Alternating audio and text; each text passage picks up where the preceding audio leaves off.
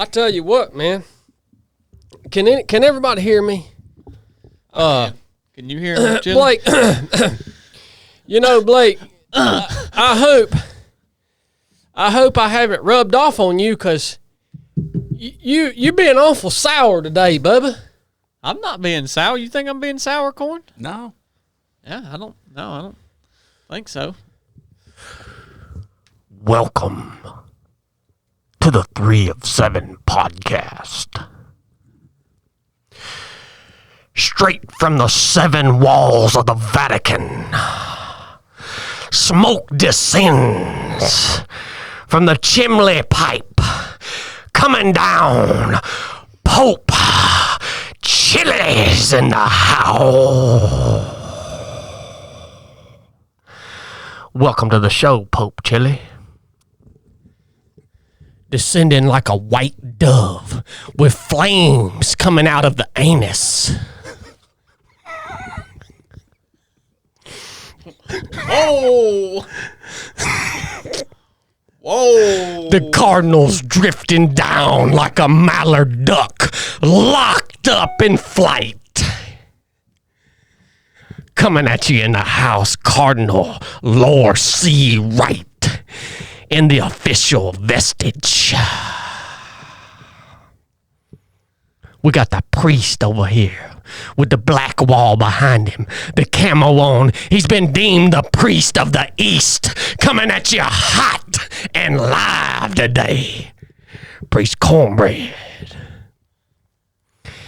And we got the bishop, who refuses to wear his vestments. But he has them on the floor beside him.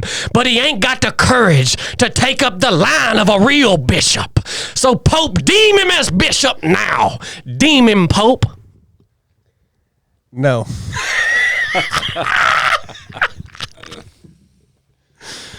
Welcome back to the 3 of 7 podcast. We're glad you're here. If you're not watching on YouTube, you might want to go watch on YouTube, because the end is near, but the Pope is here. Give us some words, Pope Chili. You're welcome. On this November 29th, the year of our Lord, a fiery rage is boiling within me. One of my head bishops, Bishop Blake, refuses. At ease, Cardinal. My head bishop, Blake, refuses to wear his official vestige. And it's really pissing me off. Yeah, what's up with that, Bishop? Look, man. You trying to bust the Pope? I'm going to let y'all have your fun. Y'all just go ahead. I just know I don't endorse this. A conflagration is raging within the walls of the Vatican at your disobedience. How do you feel about that? That's why I saw that smoke rising. Out of his anus? Conflagration. Locked up like a mallard duck, boy. How you feel about that, Blake? Look, man, Speak, Bishop. I'm not indulging all this. Y'all just carry on between yourselves. Look, You'll talk to the priest if you want to. he's gonna need a little work. He's gonna need a little work, Pope. He ain't ready. His punishment will be decided upon at the conclusion of this podcast. All right. Welcome back to the 3 of 7 podcast. We're glad you're here. If you're feeling uncomfortable right now, that's good. You're in the right place, because we're here to make you keep on feeling even more uncomfortable. And if you don't like it, well, you can just do whatever you need to do with that. Because sometimes you don't like things that happen to you, but you got to learn how to deal with things that you don't like when they're happening to you. It's happening to you. Get over it. Word. Somebody said your hat looks like a post hole digger.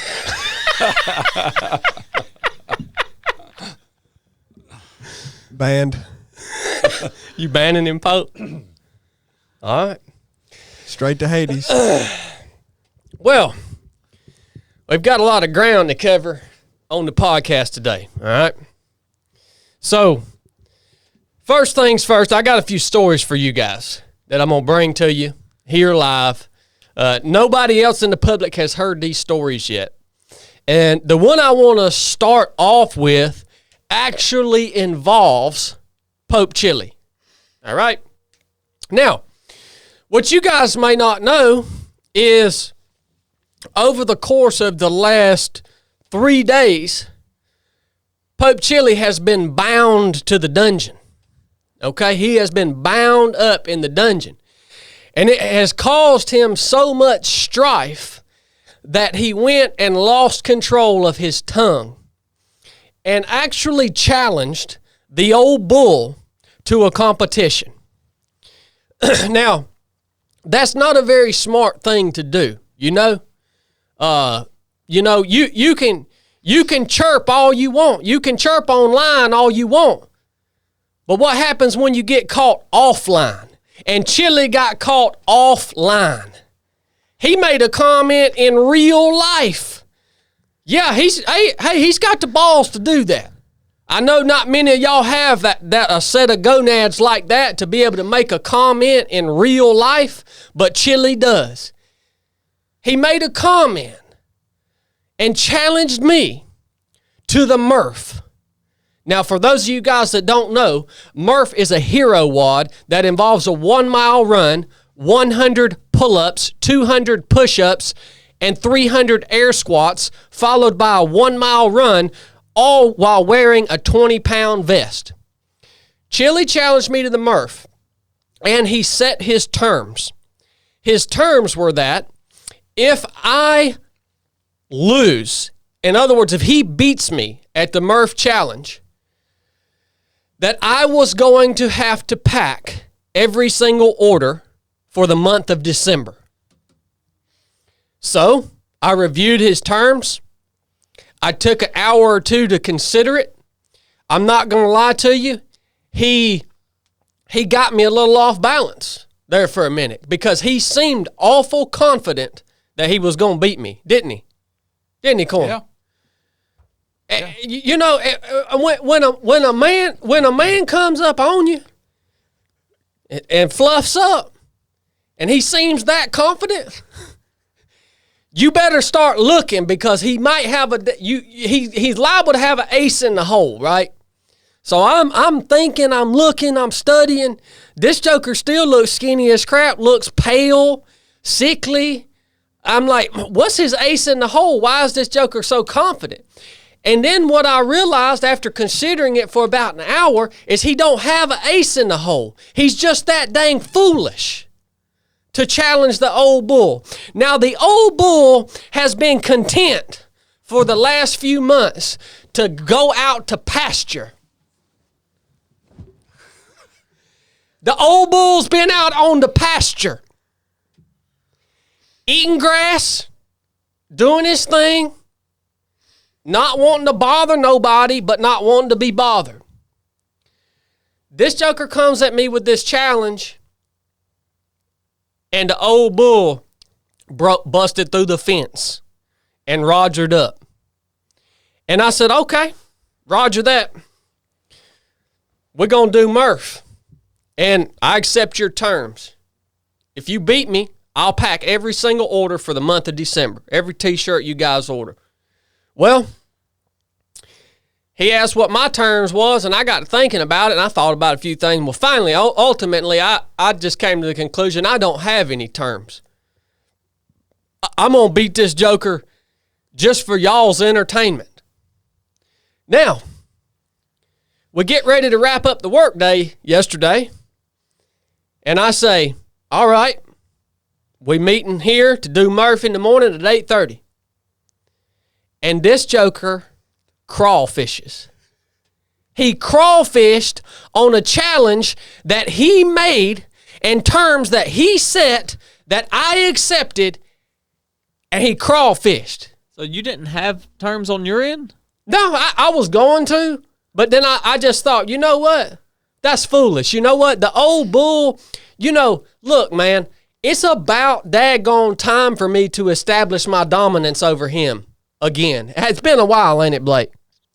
Yeah, y'all hadn't done nothing in quite a while. No, it's about time for me to establish dominance over him again. So I figured, you know what? I throw any terms that I was going to have out the window. I'm just going to beat this joker to reestablish my dominance as the old bull, and also just for your entertainment, YouTube, because we were gonna live stream this morning for you guys to watch, and old Pope Crawfish over there just went to flipping that tail, son, backing up. Look, he looked like this. He backed up as hard as he could, and then ultimately, I can't force the young man to do anything. So I just thought it was that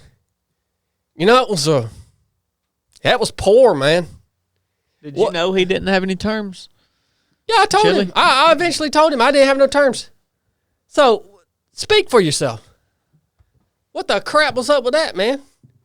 You challenged me, I accept.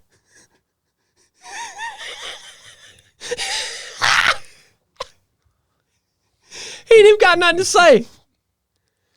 So here's the deal for y'all. I keep rolling my chair over my vestment. Here's the deal. Next Wednesday, it's going down.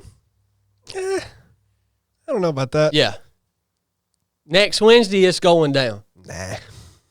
So everybody that's listening to this podcast, just know, next Wednesday, you are going to see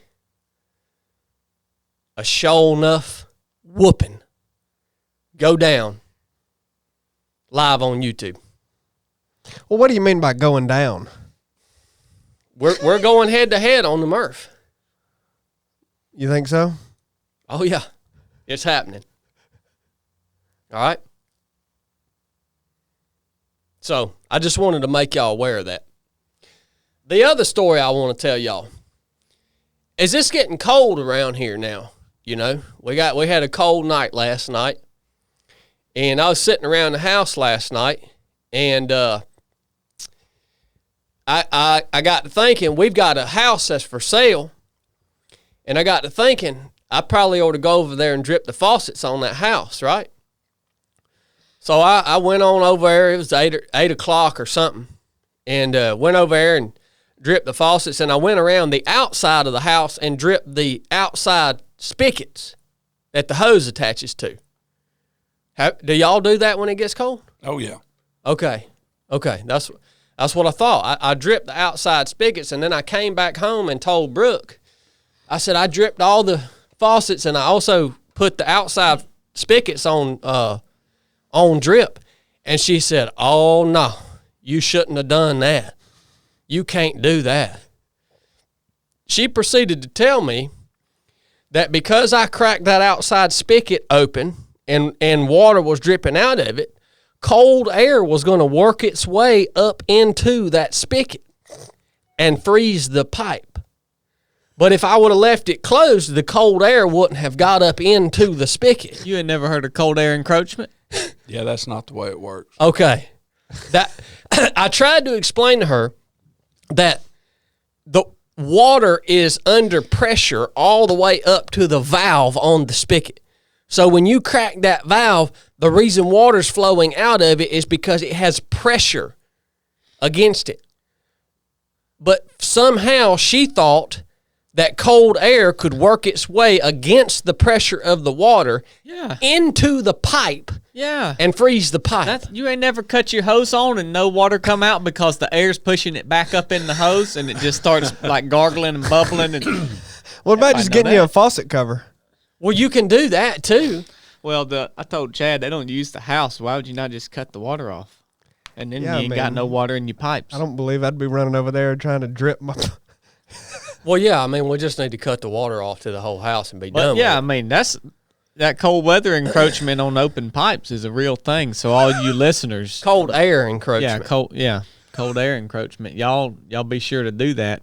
don't do that. Don't on your don't drip your faucet. outside faucets because cold air is going to work. It is actually the pressure in the air is stronger than the water pressure that's pushing the water out of the spigot. Yep. So for y'all, it's getting cold. Don't drip those things, man. Don't drip your sphincter either. Be sure and keep it Whoa. tight. Keep a tight perch on that. Bishop Blake. I ain't the bishop, so I can talk like that. Filthy. And the last thing I want to share with y'all is because it's getting cold, I wanted to share with y'all just a little idea that you might want to consider for yourself. So my little brother bought me a new jacket this year. Thank you, Blake. Oh, yeah. You're welcome. He bought me a nice new jacket, a real heavyweight, real warm jacket, and I've really enjoyed that. Well, he bought me that jacket, and it basically replaced my old favorite jacket, which is a camouflage Carhartt jacket that I've had for years and years, but it's still in real good shape. So I thought, you know what?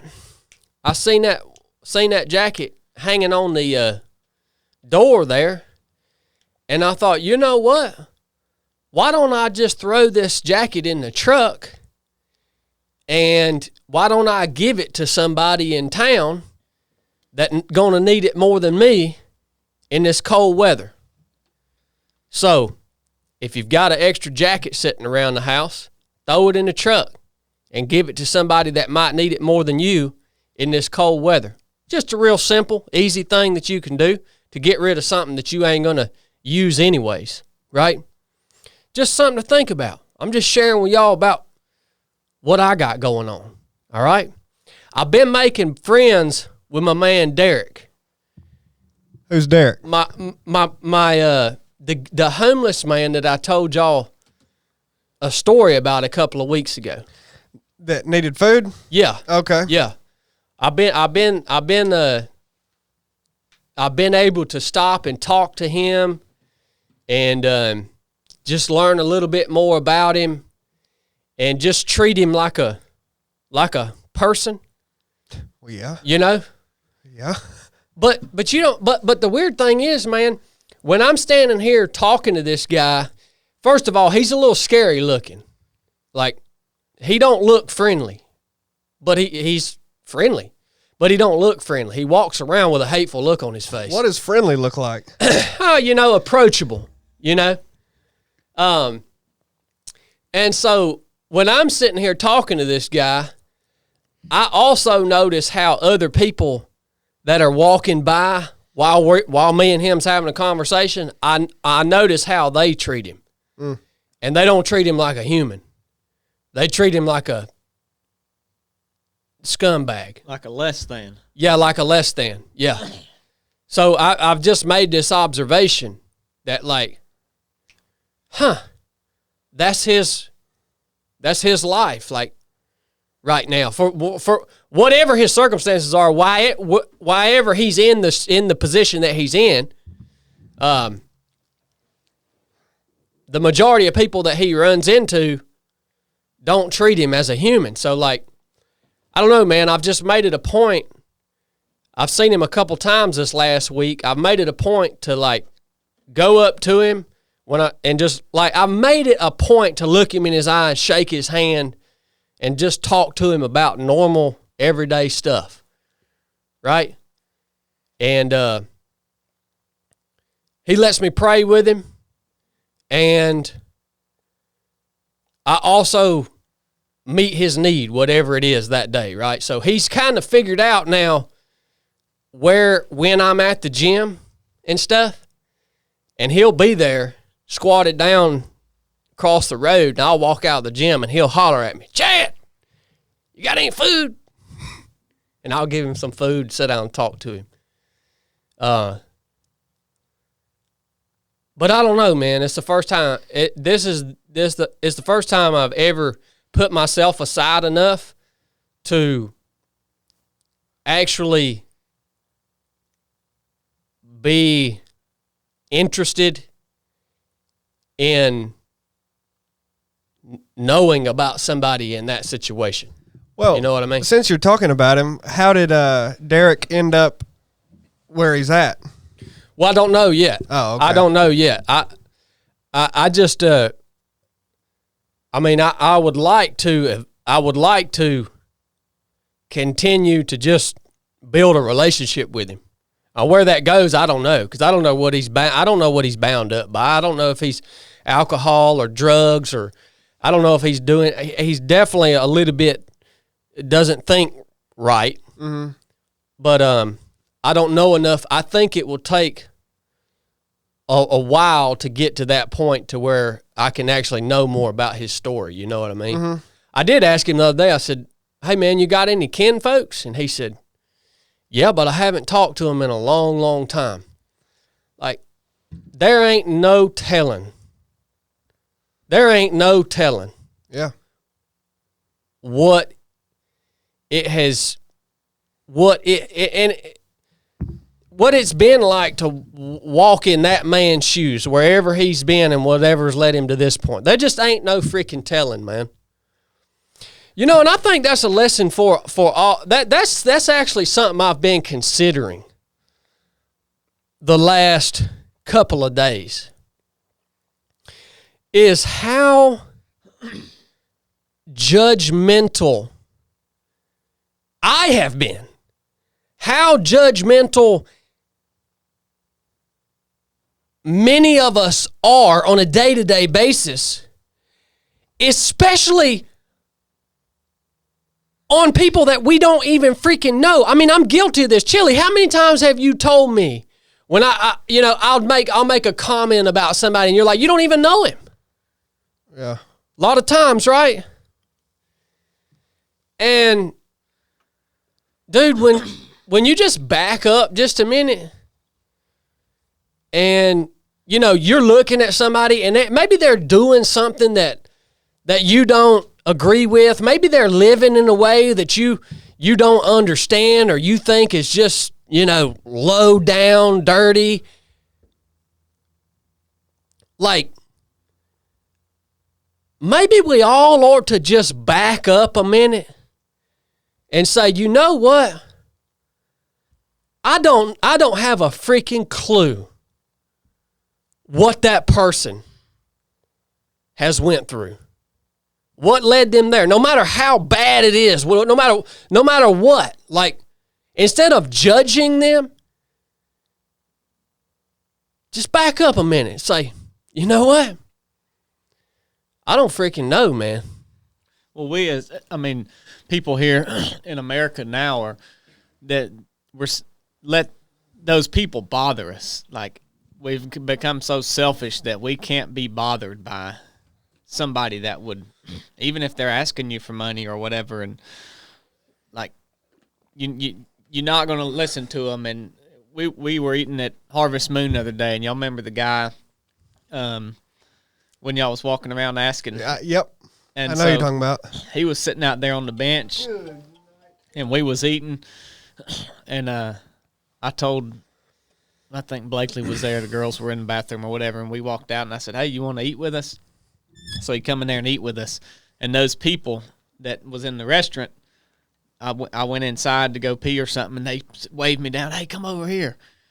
And I was like, "What?" And they said, "Is that man bothering you out there?" And I was like, "No, we asked him to come eat with us." And you could tell, like, they didn't want him to be seen eating at their restaurant. Mm.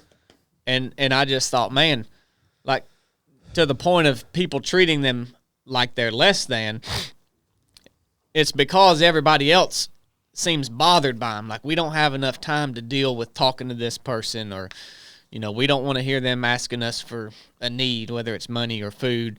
And then the restaurants and the stores, then they want to keep those people away because Americans don't want to be bothered by it. And some of you on here might say, "Yeah, well, I don't want to be heckled when I'm going into the store." Well, you might need to slow down just a bit. Oh. And maybe you need to help some of those people. Yeah.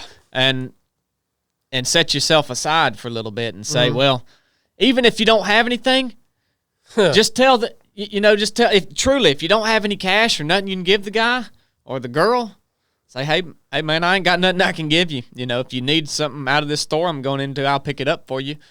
Or if you ain't got the extra money to do it, then don't do it. But there's nothing wrong with telling the person no.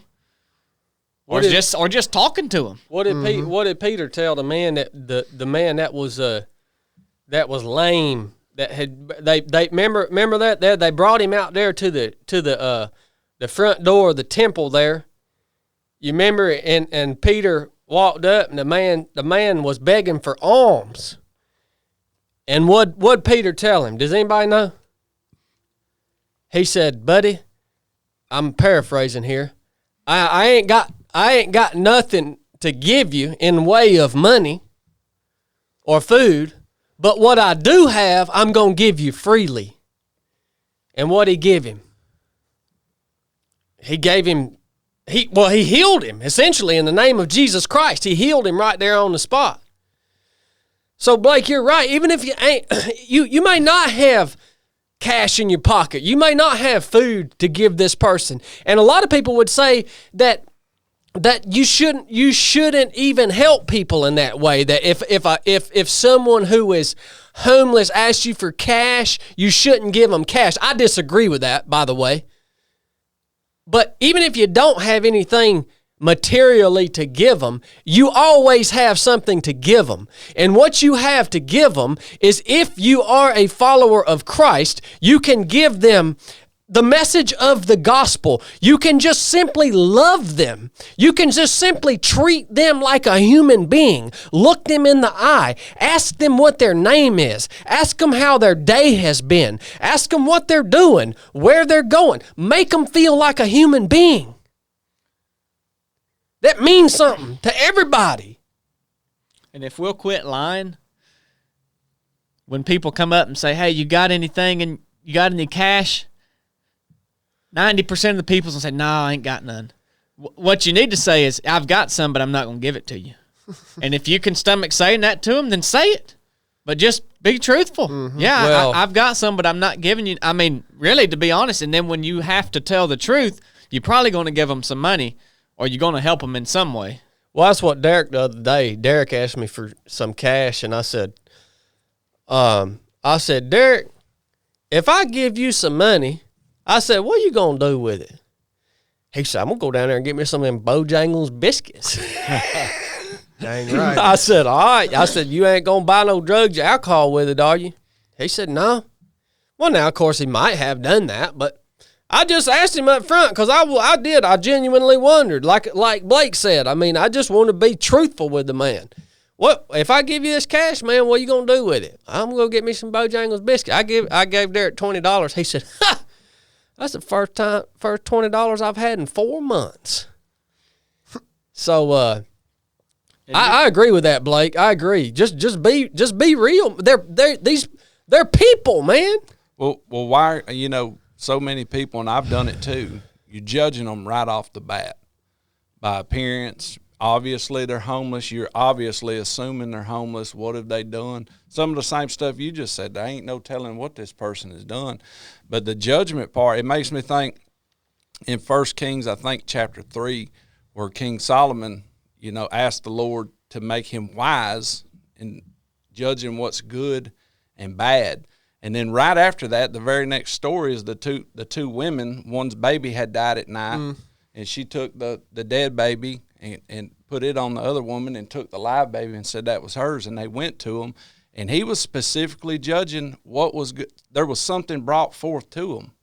If you're walking by a homeless person and you're judging, that they didn't kick you in the stomach, they didn't throw a rock at you, they ain't cussing you. So what are you even judging to begin with? Yeah. Well, I was going to ask, where do you think that type of judgmental attitude in humans comes from? I mean, would you say that's just the posture of your heart, how it views or how you view other people in general? Or do you think it has anything to do with how we view ourselves as well? Because one thing that I've noticed is I think a lot of times it's almost as if the more upset you are with yourself, or the more you start thinking, man, my life has been so hard. My life is so hard. My life is difficult. Why would I help these people? They haven't been through what I've been through. Then that almost makes you more judgmental of other people. And it's very strange because that almost seems contradictory. But I think it has something to do with that. Like if you see it, you got it. Is that what you're saying? Like if you see something in somebody else, it irks you and you're going to call them out on it? No, I think I'm saying that I think at times I think almost you start feeling sorry for yourself and you start thinking, man, my life has been so hard. You don't consider what other people went through. What, like Chad said, you're not thinking about what you don't know Derek's story, but you're sitting there thinking, well, I know my story and mine's been hard, and maybe it has. I mean, it probably has. Yeah. But you stop there and say, I'm the only one that's got anything going on right now. Screw these people. Yeah. Does that make sense? No, it makes total sense, dude. I mean, I'm guilty of that, man. Like I'm guilty of that. Like how many times have I looked at myself and said, you know what? I've had to work my freaking butt off to get to where I am today. Like nobody's seen how hard I had to work to get here. I had to sacrifice everything, man, in order to embark on this path, right? And every day and every year has been a hard year of growth, and that's what got me here, right? And I did it. So what the crap's your problem, man? Yeah. Like why aren't you doing good? You could have just worked hard like I worked, and you could have been in a good spot. You know what, man? I don't know. There's something in human nature that I guess it's just the nature of fallen man that provokes us to criticize people, that provokes us to comparison, that provokes us to judgment of other people, and we just don't freaking get it, man. I am intrigued by how it seemingly is contradictory, that it almost comes from how you view yourself first. I see what you're saying.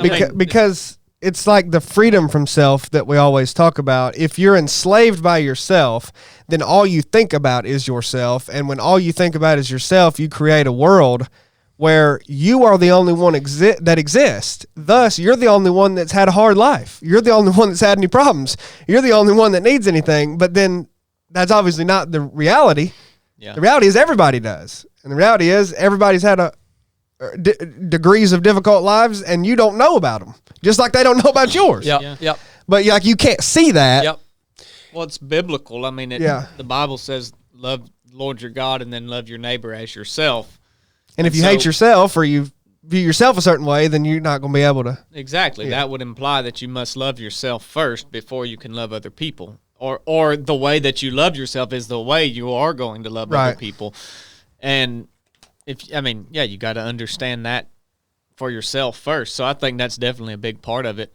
Another part of it is that we put so much crap on us all the time, so many tasks to be done, so many things to be thinking about. You get in your car and you turn the radio on and boom, boom, boom, all the way to work. You get to work, your mind's busy.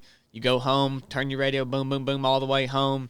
Get home, the kids is hollering and crying and making dinner, go to bed. It's like, I ain't got time to give this guy any money. Yeah. My mind's constantly busy. I got this to do. I got that to do. You value your tasks over that. Yep. It's even as simple as the other day when you remember this, Corn, when a guy came in and talked to us the other day while we were working in the afternoon? Yeah. I barely even looked at him when he was introducing himself and talking to me because I was printing orders at the time, and I didn't take the 5 seconds to really talk to him. You know why? Because I had work to do. He was bothering me by coming in there and just saying hi. Yeah. That's ridiculous. I mean, that's just a simple example, though. Yeah. You know, I mean, that he didn't even need help. It wasn't even bothersome. But I mean, I was like, I mean, when you look back on it, that's exactly what I was doing. I was more worried about what I had going on and didn't give a crap that he. I mean, that's ridiculous. But that just once again proves the selfishness that exists within me. I mean, it's not good. But I'm gonna tell y'all a little story real quick. This is I learned something yesterday. I'm gonna tell y'all this story. As Blake talked about, Blake was talking about, well, and Cornbread, and all of us have been talking about, you know, everybody has a uniquely difficult path that they've walked in life.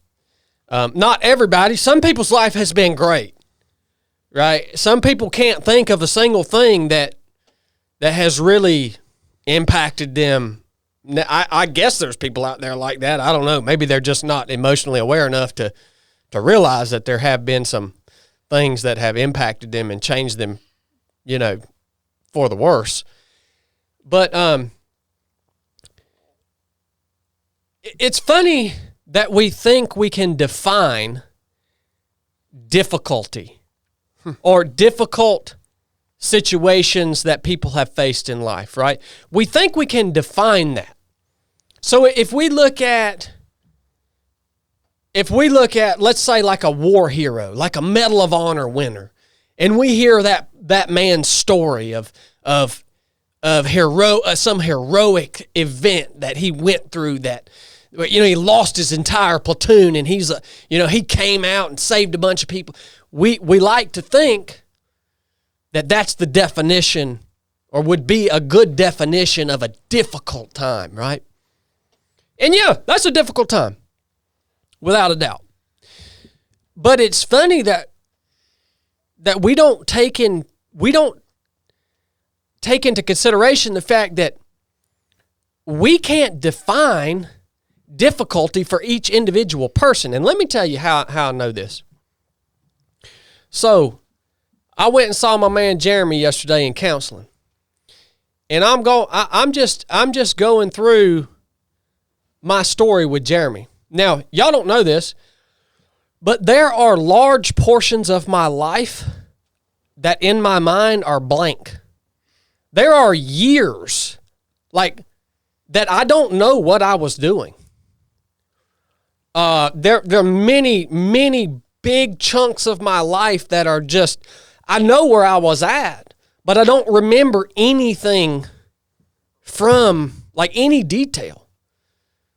It's like my mind just blacked out this entire portion of my life. Freaking weird, man. So I'm going through my story with Jeremy, trying to reclaim some of that. Does that make sense to y'all? Yeah. Well, I mean, I do have to interject since you asked that. Yeah. How, like, what periods? Like during the Navy or childhood or? I would say from the periods from about the age of 18 to about the age of 32. So stuff you should remember. Yes, stuff I should remember. Right. Yes. So 2 years ago or 3? Like really recently? No, I guess I don't know. Or up to, like, maybe the end 30. of the Navy or I something? would say up to Navy up to, career. about my Navy career. Yeah. Yeah, I'd say that's but even prior to going, like, from 18, right? And so I'm just trying to reclaim some of that. So Jeremy's just like, well, yeah, man, let's just tell this thing as we go. And so yesterday I'm sitting down telling this joker this part of my story, man. And this something that I didn't even know was there. It was one of those black parts of my memory. Freaking blindsided me, dude. I'm telling in this story, and as this one single thing unfolds out of my mind, and I go to tell it to him, and it stops me in my freaking tracks. I couldn't even stop it I just broke down in tears. I couldn't stop it. Like, I didn't even feel it. And I just looked at this dude and I'm like, holy crap. What the crap just happened, man? It was the wildest thing that I have experienced. I've never experienced it before. And you know what the crazy thing is, man? That thing that just blindsided me, if I told you what it was, you wouldn't even think it was that big of a deal, probably. You'd be like, how did that affect you like that? See, we can't define what is difficult for the individual. Your story is sacred, and it is sacred because your story is completely unique from every other human being on earth. And you know why you discredit your story and the value of your story? You discredit it because all of the critics, all of the people who have defined what is difficult, and you look back on your life and you say, well, somebody else had it worse. No, man, screw that, man. We've created an environment, and especially in the veteran community, where a lot of you guys are discrediting your story and the things that have happened to you and the things that have impacted you, and you're discrediting it because all you're doing is you're comparing yourself to what the world says is difficult. And it's freaking bullcrap, because I'm here to tell you right now, I got to a part of my story yesterday that I didn't even know was there, and was one of the silliest daggone things that I could have ever said, and it literally stopped me in my freaking tracks.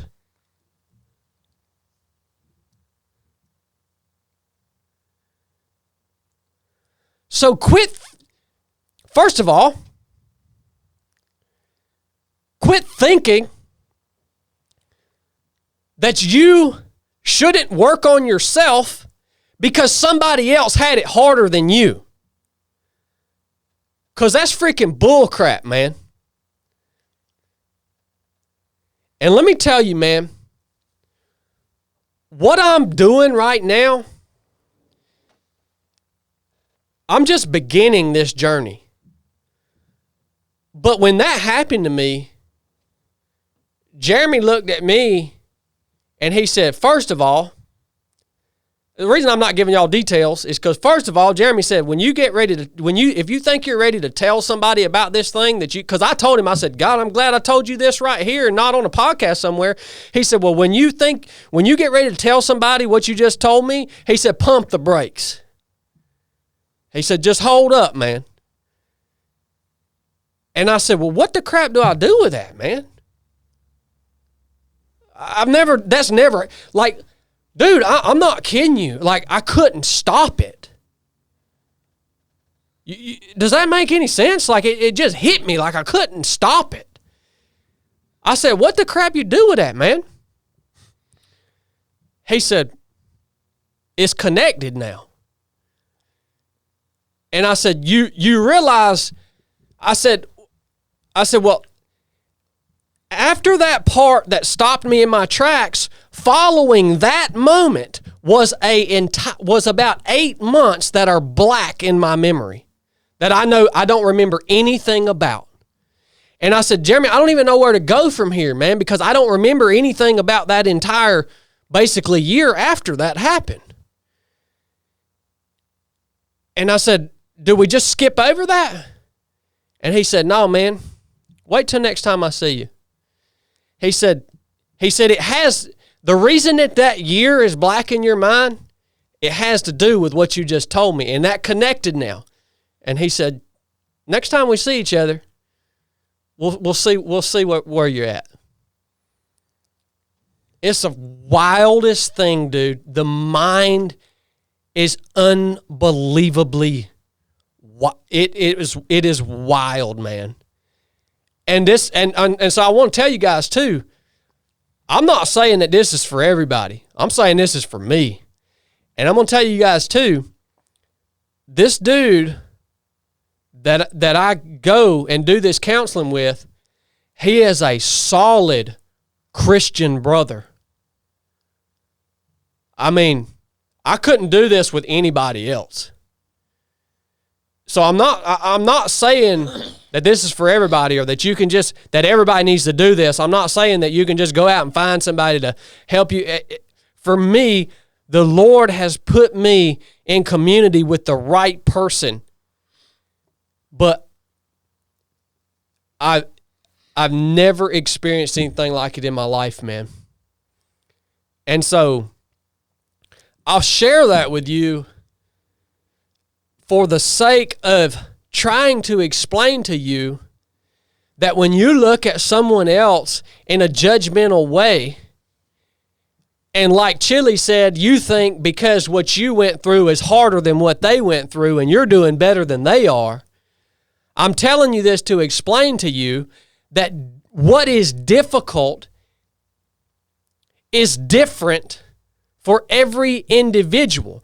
Because I thought when I went to tell my story to Jeremy that the difficult parts were going to be finding dead bloated babies floating down a river in Nigeria, or the difficult part was going to be losing one of my best buddies, or the difficult part was going to be bound up in the worst mistakes that I ever made and the highest cost that I had to pay in order to dig myself out of the hole. I thought those were going to be all the difficult parts.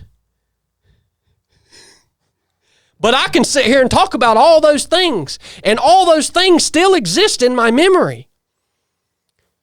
What I'm learning is the difficult parts aren't even those things that the world would look at as difficult. The difficult parts were these things that were so difficult for me personally that my memory buried them.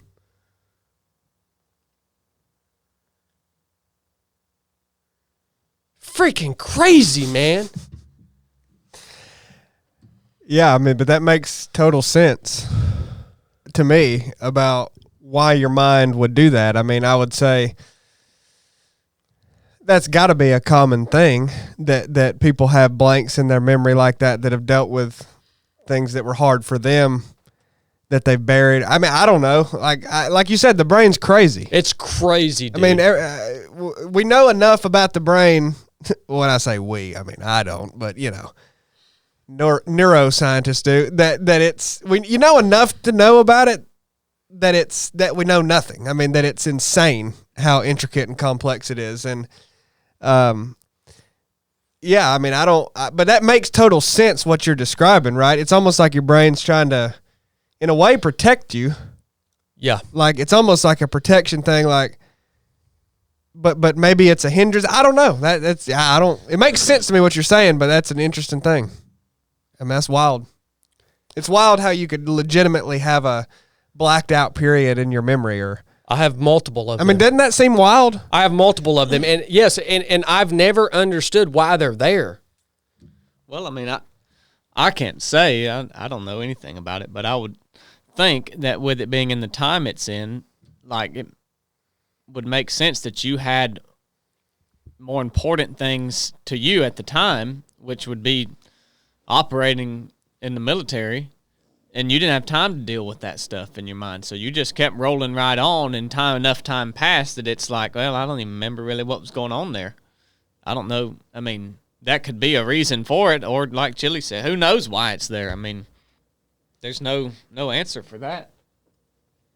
Yeah, well, they, the scientists, think that it's basically a self-preservation mechanism for the brain. So to protect you. Yeah.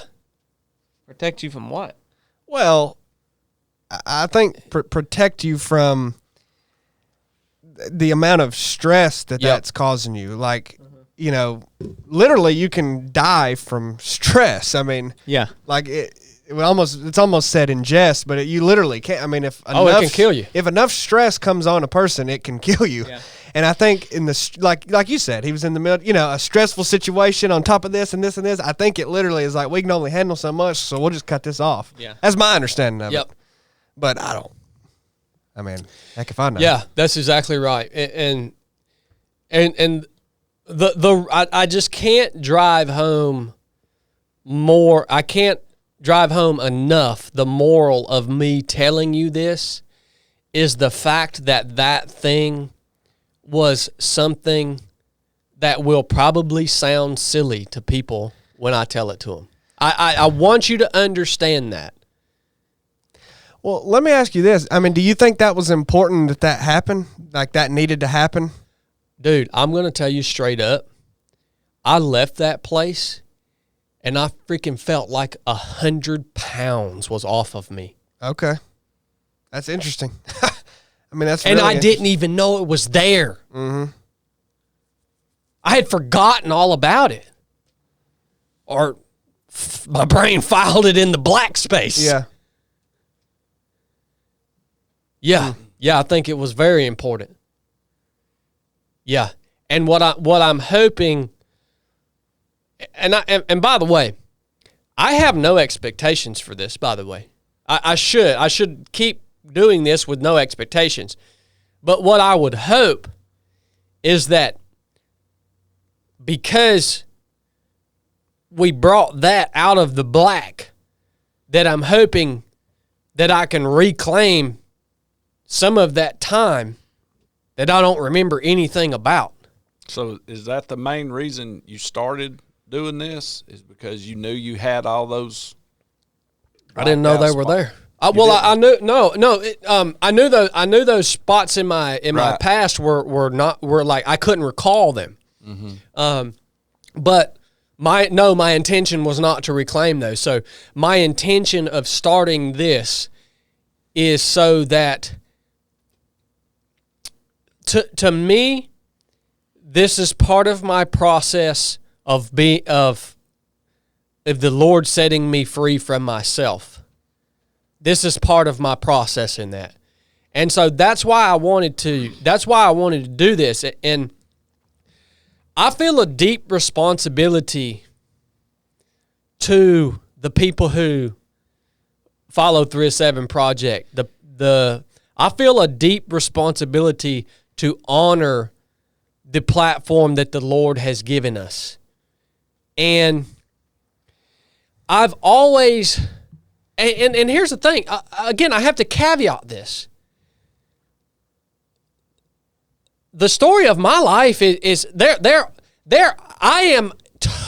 totally realize that there are people with much more horrific stories than mine. Comparing yourself, but that's the thing. Just tell it. That's you don't the thing. Even have to preface it with that. Just tell it. But here's the thing.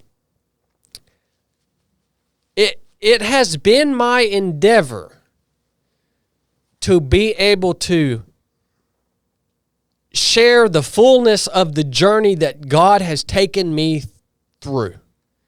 The fullness of at least to this point, the fullness of my experience in life with the people that God has given us to speak to, hopefully, purely for someone else's benefit. So like that was my initial endeavor. And so how do you even share your story when you have these massive blacked out portions? You know, and it's weird, man, because I've even tried. So I've talked through some like these kind of just a broad overview of my life before, but like that portion we discussed last night, I've always skipped over it because I didn't even know it was there. Well, now I know it's there. And so it changes everything chronologically. And it has to be there in order for the chronological thing to even work. It has to be there. So that was my endeavor is, again, this is a part of the process of like putting my old self, literally just burying it, just putting it to death. This is part of that process for me. And then to be able to one day say, hey, man, let me sit and write this down. Because maybe it'll help somebody. Because why the crap else would I have went through it? Why the crap else am I even living if I ain't going to take what I've got and use it to help somebody? That is my purpose. So, no, man. Look, I don't cry. This was something that you had no choice. I ain't never seen nothing like it. The way you describing it, you was probably crying before you knew you was crying. Exactly. Yeah. Exactly. And that's why I looked at Jeremy. I was like, what the world is happening, man? And he just kind of laughed at me like, he's seen this before, you know? Right. I guess my question is, and I feel like I've already asked it, but I can't remember, is this like, do you think people are going to continue to be hindered by themselves if they don't do this for themselves? Like if they have those same, I'm not saying I think that, I'm just asking you. Man. I mean, is that like the message that you're giving? Or I know you're giving several, that's not the message, but I mean, do you feel like if you hadn't done that, you couldn't fulfill your purpose, and that may be the same for other people? For me personally, yes. If I, here's the thing, man. Here's what for other people, I don't know. Well, you don't know. I don't. Right. I am not even near enough of understanding even how the Lord unfolds this process to recommend it to anybody. What I wanted to tell people today is your story, whatever it is unique and sacred to you, and you should value it and not compare it to other people and what the world says is hard. You shouldn't minimize the difficulty you've experienced because the world says your difficulty wasn't hard enough to be important. That's what I want to tell people today. I don't want to tell people to do what I'm doing because I don't even know what this is going to look like in the end.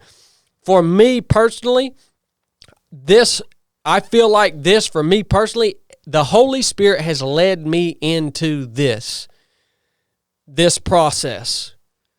And I feel like, yes, if I abandon the work, do you think I want to go down here and talk to this joker? No, not at the beginning. But when I leave there, you know how I feel? I'm at the front desk booking another daggone appointment with him because I don't want it to end. I'm like, we got to keep going, man. We got to keep going because something just happened that I ain't never even experienced before. And it feels good. I know it's crazy. It's hard. It's hard, but it feels good. Like, get me on the calendar, son. Do I think if I abandon the work that the Holy Spirit's put on my heart to do, that it would hinder me? Yes, because let me tell y'all something right now. I've been operating for the last 3 or 4 years bound up by crap that I didn't even know was there. And let me tell you right now, as the Holy Spirit of Christ takes this vessel that is His through this process and throws off the freaking chains that have bound me up for that I didn't even know was there, and He casts off the old man, and when that is complete, whatever that looks like, son, get out of the way. That's what I believe. Oh, man. So it's worth it, man. it's worth it. Not for my sake, because I want to do what I want to do. I want to do what the Lord has for me, man. Like, I want to take that. I want him to take that all the way. Like, all the way. Yeah, and that may look different for everybody. So Exactly. Yep. I agree 100%. Does anybody on YouTube understand any of this, Blake, or? Well, yeah, I've been kindly looking, but you know how a lot of this chat goes. There's a few people on here that are getting some stuff from it. Okay. Yeah. Yeah. Well, I mean, I didn't mean to get all serious up in here and just shut y'all down, man. I mean, it's good. It's oh, good Chad just conversation. comes in here and he's excited, man. It's worth discussing, and you know, like, I think a lot of what you're experiencing is actually full surrender to God. You know, we all have some things that we hold on to, whether we know it or we don't. We all have these certain desires, or you know, maybe it's money, or maybe it's your Pope uniform. And Chili, what the world? Sorry, if we're transitioning here, my Pope robe is giving me a rash. But we all got stuff, you know, and I think what you're experiencing is the fullness of God, and you want so much more of it that you say, I don't care about those other things anymore. I don't care about money, or I don't care where this, really even where the 307 project goes, or where anything goes, as long as it's moving toward the Lord. It don't matter what it's got. And I mean, that's my prayer for everybody. And when you really get it, you want everybody to experience it. If you really get it, and you see someone on, we was talking earlier about homeless people and how we should treat them. That's how you got to treat everybody, man. Whether they're asking you for help or not, you treat them like a human. We're talking about homeless people, and by talking about them, we're almost treating them as less than ourselves. They're just people in general. Yeah. And it just so happens that these people on the street are coming up and actually asking you for it. But half the other people you see need more than what they need. They're just not willing to admit it, or willing to ask, or maybe they don't realize it. And so when you really get the fullness of Christ, you can't help but share it with people. It ain't like, oh, now you should have told him about Jesus. It's like, that's the automatic response, because what else would you tell the guy or girl? You know? And I think that's a lot of what you're experiencing, Chad. It's something else, man. Thanks, Bishop. Yeah, thank you, Bishop. It's something else, man. I tell you what, man. This life is something else. Well, you know, this ain't got to be. This ain't got to be for everybody. We'll talk about something now that's for everybody. All right. We have some hard shifts on here, don't we? Yeah. We'll talk about something now that's for everybody. Chili, will you please talk to us about why the flag is always at half mast? And I'm gonna look up specifically why today it's at half mast. Oh, well, you wouldn't be able to look it up. I mean, well, I heard Joe Biden had a paper cut, and that's why it was today. That was going around the rumor mill, but it could be various things. So, I don't know. Could it be that I didn't put my hat on? It could be. I mean, that was pretty detrimental to this operation. My staff is at half mast right now, but no, I think Chad is. I just mention this a lot because every time I drive anywhere, for the last probably 4 or 5 years, even I've just noticed that the flag is always half mast. I'm sure everybody notices that. I mean, like you can count on one hand how many times it ain't at like government buildings, and some people that own a business may fly their flag normally, but I'm just, it's just an observation. I mean, I don't even have any commentary on it. I'm just like, that's interesting. And, you see it again today. Obviously, there's no different. It's getting more and more prevalent. But what did you ask me? Why? Yeah. Well, I heard Joe Biden had a paper cut, but But no, That's not the actual reason. I've got the actual reason. oh, you right couldn't here. even have the actual reason. It's probably Israel. It's probably support for Israel. This is a good reason to Come have on, Chad. Look, There's 18 different reasons. this is a real good reason to fly our flag at half mast today. What is it?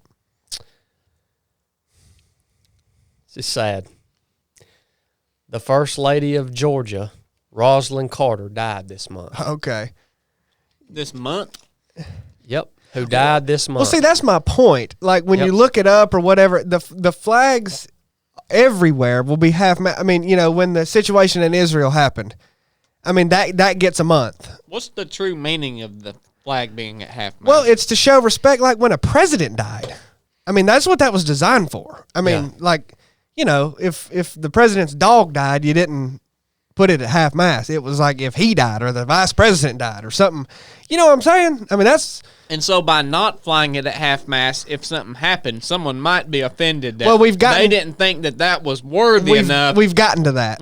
Yeah, we've gotten to that. Nobody's on the same page with it. You might have half mast in the city of Dallas and come up here at Rome and they're touching the moon. Yeah. I mean, nobody's on the same page with it anymore at all. I mean, it's pretty much always because I think they love an excuse, a reason to put it down. You know, it's for anything. I mean, it's when a celebrity dies. It's when, you know, the Ukraine invasion happens, the Israel, whatever. I mean, it's anything. A school shooting. And I'm not commentating on it. The school shootings are terrible. But that just wasn't what it was designed for. When you do it for everything, it just perpetually lives halfway up, which is like... Then you got to go to quartermast when something really... Yeah, I mean, it's not a commentary that those things aren't bad, or I don't... You know, it's just that's not what it was designed for, so it's interesting that how it's turned. I've just noticed that. What you getting at with it, Chad? Well, You just making a point. no, I don't ever just make a point, Bubba. You know I always get at the root. Well, I know what Chad thinks. Let's hear it, Groot. I mean, Chad thinks it's generally for... It's a psyop. a way to get at the public to continually, essentially depress a depressive state, a state where you're always in danger, you're always in bad times, you're always mourning, you're always beat down, you're always, you never come out of that. You never. Don't rejoice. Right. You can't act normal. You can't act. Don't be proud. Don't think of our nation as strong. Don't think of that. Well, it's certainly a shift that has taken place in, I mean, I don't remember that as a kid ever. You know, if George Bush had died, we would have put it down, but barring that, you know, there was all kinds of bad events, but nothing. It made the news, the national news as a kid if the flag went to half. Yeah, that's what I'm getting at. Yeah, it was like now 9/11. You didn't have to look up what happened because everybody knew what happened. Now it's every day. That's Yeah. just what I noticed in like the last 5 years or so. But So, anyway. has anybody else noticed this? Have y'all see? And here's the thing: you might not have noticed it because, like I said, this is just another little piece of the freaking whole psyop, psychological operation that is being propagated against the citizens of the United States. And here's the thing: for it to work, you don't even have to notice that it's working. What's better if you don't? Exactly. It's not really working if you notice it. But it is affecting subconsciously. It is affecting the population. So you're just riding down the road, and out of your peripheral vision, it just picks up the flag. Well, it may not even register with you, but the flag is at half mast, and you're just seeing that, and it's a representation of weakness, of mourning, of distress, and you know that in your conscious mind. But just subconsciously, everybody's seeing that all the time. It's affecting the way that you view our nation as a whole. It's a freaking psyop, man. And it's you don't even have to pick up. Actually, when you do notice it, it stops working. Well, I mean, the funny thing with a lot of people will pride themselves on when they think they figured out a psyop, but it's because they generally they forget the fact that there's probably many things. Well, not probably. I mean, there's many things going on that's affecting them that they don't even notice. Exactly. I mean, like, if you don't think you're subject to that or you're subject to influence, well, then you're not a human. I mean, like, people don't. Some people, you say they're not affected by advertising. They say that they're not subject to how advertising affects people. Mm-hmm. Well, of course. I mean, I doubt that. Everybody, even when you think you're not, even when you try to not be, even when you do this, like, why do you use the products you use? Why do you do this? Why do you do that? It's probably all just a result of stuff you're being influenced. Mm-hmm. Yep. But anyway. So I just wanted to point that out because we talked about it this morning. Yeah, we did. So that hopefully some people will take notice of it and have a conversation with it or about it with the people that you do life with, and bring some awareness to it, and set yourself free from the psyop that's being propagated on your subconscious mind by your government. You know, I came up with a 3-pronged attack. For real? Yeah. Against Do you even listen to Truck Talk? No. What was your 3-pronged attack? You don't, seriously, man, you don't listen to Truck Talk? Seriously, man, no. I came up with a 3-pronged attack, and we discussed it on the last 3 episodes of Truck Talk about how to stay positive or maintain your sanity while all the freaking crap is going on. Oh, well, you're living in the upside down. Mm. You're living in the upside down. Now, if you, if you think a man is a man and a woman's a woman, you're far right. You know? Yeah. You're living in the upside down. Politically extreme. Yep. 3-pronged attack here for you guys that don't watch Truck Talk. First of all, number 1, accept that change is coming, and that change is going to be for the worse. It's already here. The change is here. But it's going to continuously. That's probably the only guarantee we have in life is that change will happen. But then we'll die. That's just kind of change. Right. Change is coming for the worse.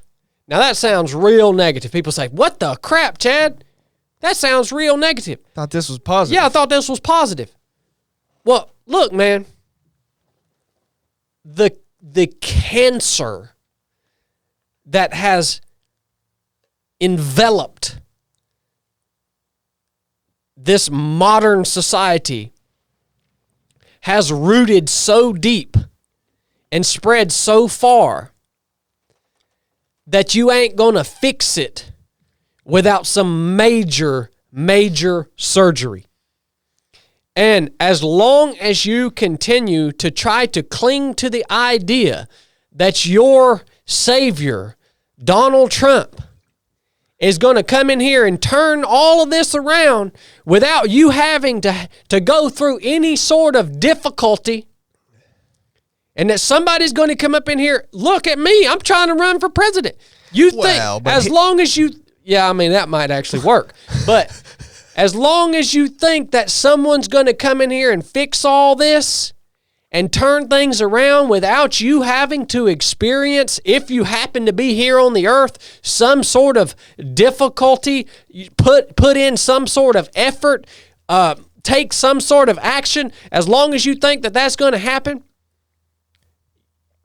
you're going to drive yourself insane. That ain't going to happen. You know, generally, when something needs to be fixed,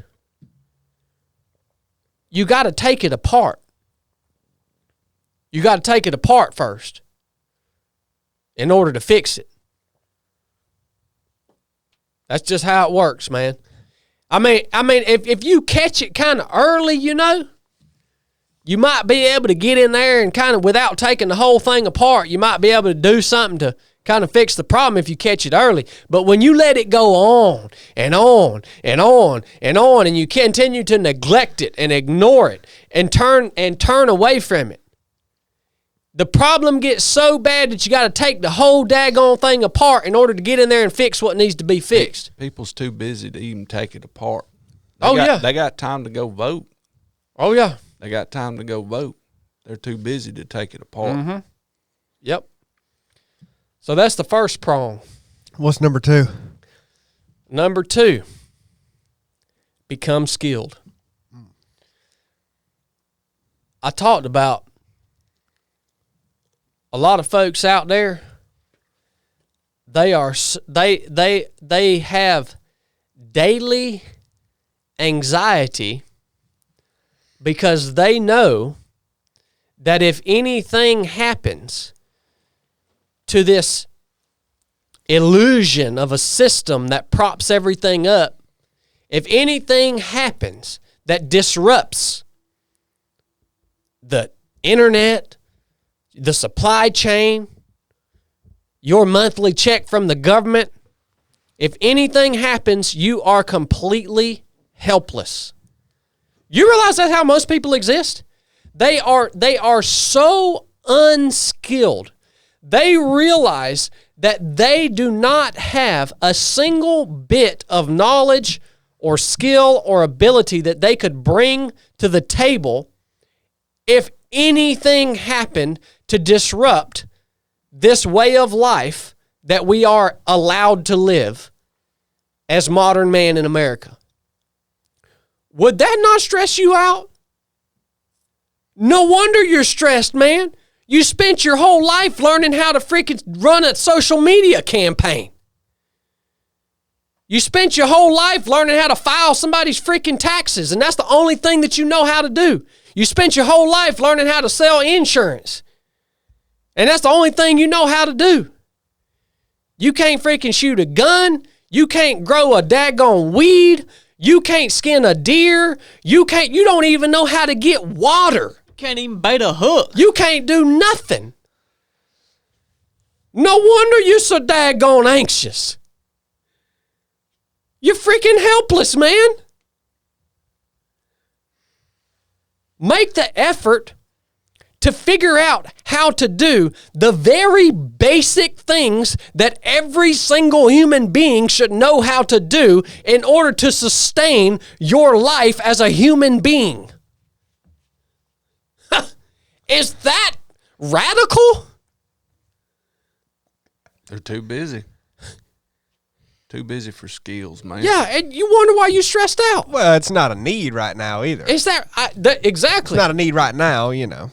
Yeah. So why do it? But man, that sounds radical. Is the thought process. You're telling me I need to learn how to grow a garden? But and you was talking about skinning the deer. That's probably in our area, culture is the first thing somebody says, and y'all may disagree with this, but I believe hunting is probably one of the less needed ones, because if you read back in the 1800s and the 1900s, the animals were decimated, son. Even in the 1950s. If something hits the fan, those animals are going to be drove by people, by hounds. You sitting in a tree stand learning how to hunt a deer trail is going to be useless. There ain't gonna be no deer. There ain't gonna be no deer. It's going to be such a small time frame. Yeah. You've wasted all these years developing, calling up a turkey for nothing. Oh, I agree with that. I talked to my old buddy TC Stewart. By the way, TC just passed away. A YouTube listener commented, let me know on one of our podcasts. TC passed away. He was a legend From Virginia? Yeah.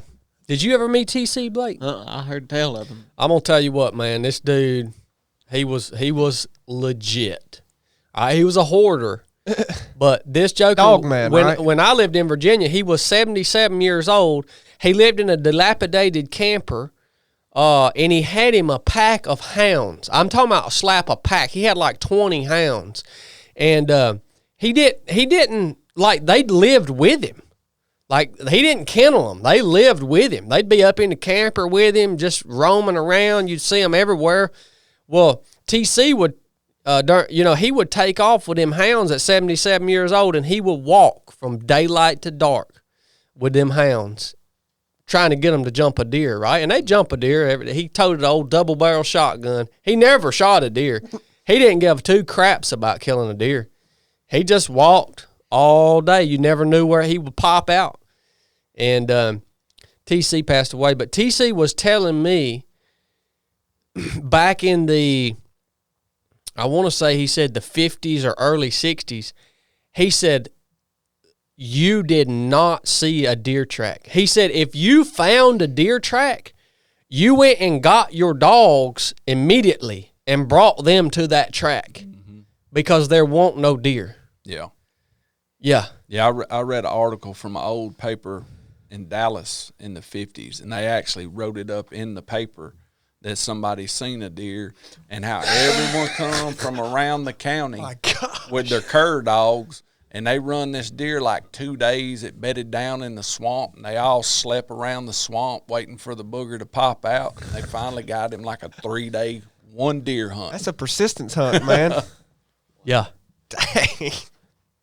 And so that is I think another valuable skill that is a true skill is learning how to keep livestock, man. Yeah, I believe that's a worthy skill to learn, because a lot of people think that it's simple to raise goats or cows or chickens. Chickens are probably about the simplest one, but there's a lot that goes into raising a goat or a cow or sheep or some sort of livestock animal. Like, that's a legitimate skill. Yeah, absolutely. I'm not telling you to do this because I'm some massive prepper. I'm just giving you some options here.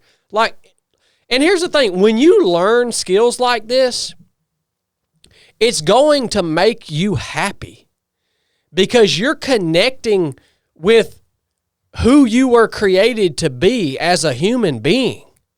Like, we are so disconnected with what we are supposed to be doing, getting our hands in the dirt, building things, caring for livestock animals, we're so disconnected from those things. That's another reason why we're so dang stressed out and unhappy, man. Like, I'm straight up with you. Go out and grow a garden, because it's a good skill, but go out and grow a garden because it's going to make you a happier human being. Get you some dang chickens, because it's good to have chickens. It's a good skill, but it's going to make you a happier human being when you go out there and feed them chickens and then you sit out there and watch them peck the grass for 10 minutes every day. I'm telling you, man, we're disconnected from how we're supposed to be living and what we're supposed to be doing completely. That's a big reason why we're all so daggone stressed out and unhappy. So that's the second prong. Number 3. Prong 3 is control the controllables. All right? Prong 3 gets down to the root of it. Well, that's cliche. Well, but it's true. It's true. All right, go on. Every day, you are in. Even if you don't know what's coming in the future, right? None of us do, but we know it's headed in a bad direction. In spite of that, every day you are in control of some really important things, right?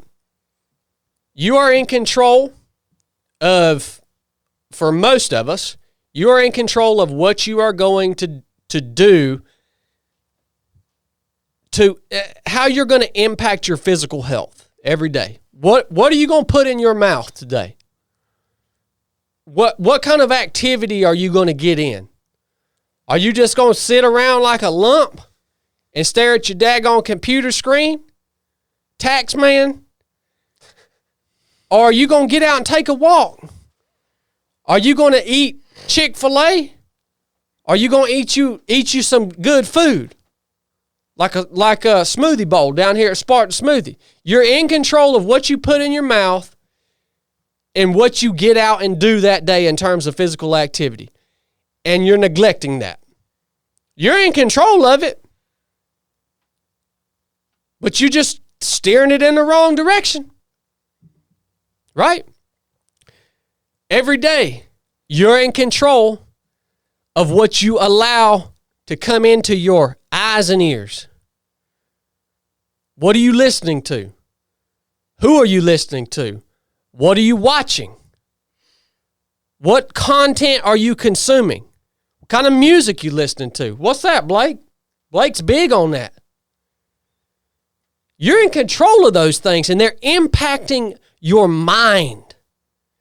And you're just letting your mind go down the freaking drain, man, because you won't clean up a couple of really unhealthy, ugly things. Are you sitting around watching freaking porn all day? Most of y'all are. Quit freaking watching that crap, man. It's destroying your mind. You're in control of what comes out of your freaking mouth, which affects your mind. What are you talking about, man? Are you spending your day gossiping about people? Are you spending your day complaining about this or that? What are you talking about? So you're in control to a high degree of your mental health. And the last one. You said 3. Well, yeah, you're in control of the controllables, physically, mentally, and spiritually. Oh. All right. All right? So there's 3 tiers to the third prong. Yep. And now we're going to get down to the root, because that's what the cardinal does. You are in control every day of how much time you spend with the Lord. And this gets down to the root. Our faith in Christ gives us the absolute ultimate peace, the ultimate security. It is the root of everything. But you've neglected it, man. You've neglected it because you would rather listen to Joe Rogan than read your Bible in the morning. You know what I'm saying? You'd rather get up and scroll Instagram than take 5 minutes to have a prayer in the morning.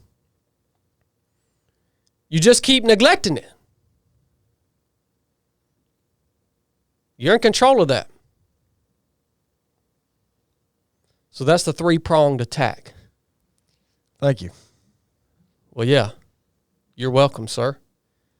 See, when I tell y'all, look, these boys right here have been in the dungeon getting after it.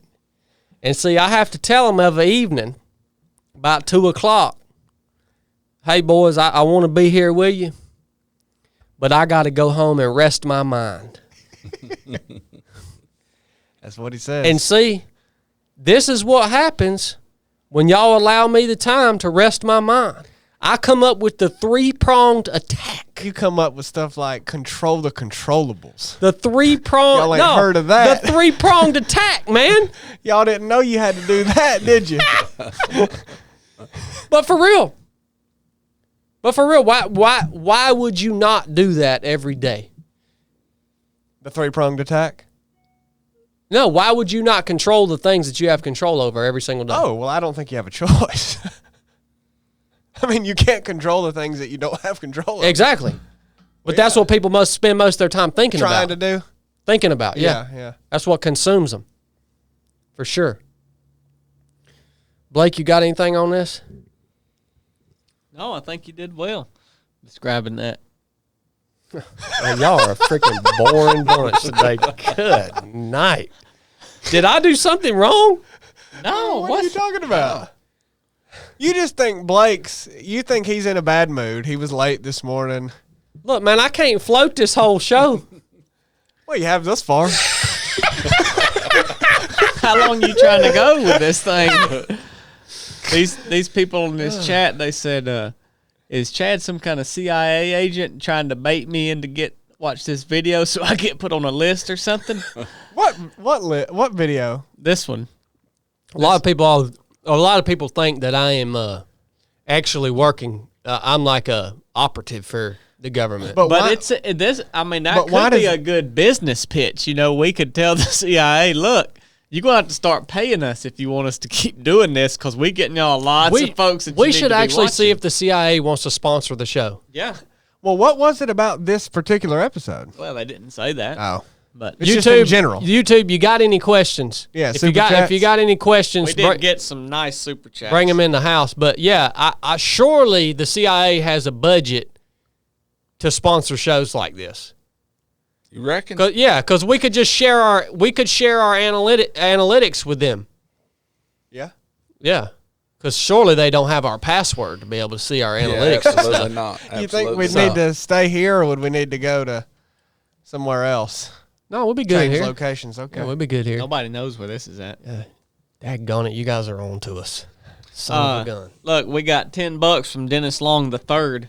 Thank you, Dennis. He said the water actually freezes cause the snow miser cast a spell on it. The original Blue Falcon. Oh my gosh.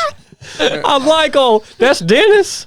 Dennis Long III. I like Dennis that, with the man. callback, or Daggone. he probably put that when we were talking about that. Yeah. Okay. Well, Daggone snow miser, son. Brett Childers gave $100. Brett. Good He night. said, "Close for Derek. Tell him Jesus loves him."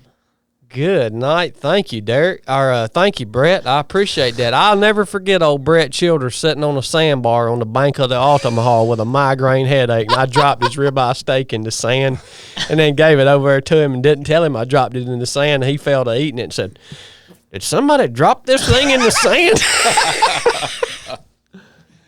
Hey, old Brett got up on that sand bank.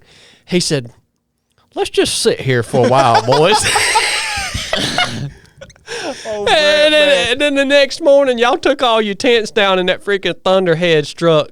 Yeah, me and him just Good we just night. sat in the third world squad under a tree Under some willow trees. and just watched your tent. And y'all stand by. We've been working on a documentary of this trip for about 3 years now. It's going to be just like probably going to come out in the movie theater. yeah, you got to put that out, That's Blake. gonna be an old classic. Well, if I that would, ever, but Just- it's missing like 50% of stuff that you got to do. So. No, just take what you got and just release it. People want to see it. Let's see here. We got it's mainly just clips of me in the water. Yeah. $10 from Robert Lee. He said, "When I give money to panhandlers, I trade them. I ask them to pray for me or someone I know. Some look at me funny, but I've had some pray, and I have seen real immediate results from their prayers." Thank you, Robert Lee. Robert Lee, thank you. Wade White, y'all remember him? I remember yeah, rock Wade. course. He He gave- finished his first 100-miler, by the way. Nice. Got a darn good mustache on him. Yes, he does. He gave $50. He said, "Powerful message, Chad. I thought I was alone in dealing with what most would call a small setback." Yeah, that's right, Wade. Thank you, man. Thank you for sharing that, brother. And good job on your first 100. Yeah. Eric Logan gave $10, didn't say nothing, then he come back in with 10 more bucks, and he said, "I forgot this," and he put a heart on there. Thank you, Eric. We Good love you grief, too, man. man. KP1 gave $20, said, "Chad, welcome to life of learning what it means to be born again. Those hidden things were before and will never be again. Now you are ready to face it only to see what was and now is no more, forgiven from." Thank you, KP. Thank you for that, brother. Thank you for that word. That's what we got. Thank y'all. Any Outstanding. questions? Well, I'm sure there's some that's seen something about what's your predictions on 2024. Chad, have you killed a buck yet? No, I ain't even been yeah. hunting. I ain't even got the heart to kill nothing no more. We just got $10 from Stephen Previtt. He Thank said, you, "Thanks Stephen." for the laugh." Let's see. Yeah, well, you would have got a good laugh, Stephen, if the bishop would have wore his darn hat. I don't see what's funny. No, I ain't hardly got the heart to kill nothing no more, man. I started raising them goats. I ain't kidding you. I don't know if I can kill nothing no more. Deer ain't nothing but a goat. That's what I'm saying. Chad. Yeah. That's all it is. It's been, you know what, man? ridiculous. It's been my job my whole life to kill stuff. I'm about tired of it. I remember. Look, I ain't kidding you, man. I remember one time my aunt had a kitten that was all stove up, wasn't going to live. Guess who had to take the kitten out back and blow its head off with a 22? Me. It's always been my job to kill stuff. Well, who's gonna kill the cows when you raise them? You gonna have me go out there and I'm kill going to them? have cornbread do He's that. gonna eat I them ain't while going they're alive. I ain't going to put you in charge of killing nothing. I done seen what happened when you try to kill something. Waste What? meat, don't he? No, it's an awful nightmare. What? Yeah, he wastes a lot of meat. I didn't waste no meat. Hey, cut half that neck meat up. Wow. No, he cut that deer high on the neck, but this sucker right here, I mean, he shoot a deer. I took him hunting one time. He shot a deer, and he can't see. That's true. You don't know that. I don't know if you know that about him, but he can't see straight up. And so he shot this deer like 80 yards, man, and just hit her, just barely skimmed her across the back, enough to disable her. Spine hitter. Yeah, but just barely. Nah, it was that, pretty good. It was That low. that darn deer was flopping around, making the awfulest noise. And we got in there amongst that deer, and he's got his rifle, and You always tell this like you told me not to. I said I ain't shooting up amongst these rocks here. yeah, there's big rocks all around, and we couldn't shoot because I was worried that the bullet was going to ricochet off one of them rocks. So he had I don't know, did you have a knife? Probably not. I think I handed him a little old short blade, and he had to go over there and basically saw that deer's head off to kill it. It was your knife, yeah. Yeah. Because I wasn't too much in the mood that morning to be hunting. People keep asking here, what do you think about the free speech issue in Ireland? Oh, I heard a little bit about that Ireland thing last night. I think the people of Ireland, at least from what I've been seeing, are getting fed up with the woke bull crap. I think people all around the world is getting fed slap up, man. These jokers. So they basically, I heard that the most popular name for boys in 2022 or 3, I guess 2022, in I want to say Dublin, was Muhammad. So all of Europe has been flooded with immigrants from Muslim countries. And so now they're like this latest thing, some dude stabbed a bunch of people, and he's one of these, I assume, was one of these Muslim immigrants. They're propagating a lot of crime all throughout Europe. And the people's getting tired of it. They're like, these people ain't even supposed to be here anyways. And they're freaking out here killing us. And anybody that speaks out about it gets deemed as a racist or a bigot. And they're like, no, man. They're getting to the point that they're fed up with it. They're like, no, screw you, man. I'm not racist. I'm just telling you, these jokers weren't supposed to be here anyways. And they come out here and stabbed and killed somebody. And based off of what I heard about that story is this joker came out, stabbed, and killed somebody, and somebody jumped on him and took him down and was beating the crap out of him. Well, some bystanders came in and pulled the dude off of the dude that stabbed the people and was beating the crap out of him and protected that dude until the police got there. They should have let that bystander kill that joker, man. If you're going to walk around out here and stab somebody, and somebody if somebody's nuts up and jumps on that joker, let them freaking beat them to death. Yeah, I think people's getting fed up with that crap, man. Well, is that the free speech issue? I mean, what? I don't see what that has I'm to do just with telling free you what I heard. Oh, I don't know what that was asking about. Look, they asked a question about Ireland. Chad said, I don't know about that, but I know about this in Here's Ireland. what I heard in Dublin. And that's probably pretty close. Yeah, I'm always spot on. I get to the root. Yeah, we had to start calling him Groot. Yeah. A lot, if I see it, tech guy. Yeah, I believe that's as far as I'm going to take That's what it. I got to say about that. Blake said in here, he ain't good for these long podcasts, man. I remember the exact look in this podcast. It was 17 minutes and 15 seconds ago. He looked at me and he yawned. I mean, he said, is bigger than Dallas. I'm done. He can't tote it. I'm about to fire him. Yeah, he don't know it. This is the first time I've announced this. I'm about to fire him from that switchboard duty over there. Hey, look, if you're tired of doing something, just do a bad job at it. There you go. Think liable to go off mid-episode. All right. We love you guys. Lord willing, we'll see you next week. Enough said.